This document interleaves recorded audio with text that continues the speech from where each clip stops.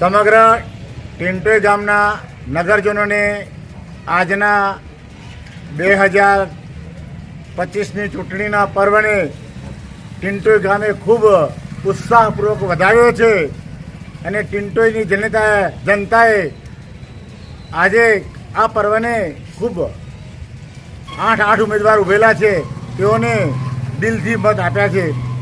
આ તમામ જનતાને મારા તરફી પણ મત આપ્યા એ બદલ ટિન્ટોઈ ગામના નગરજનો, મતદારો, માતાઓ, બહેનો અને સમગ્ર મારા સમર્થકોનો હું આભાર વ્યક્ત કરું છું।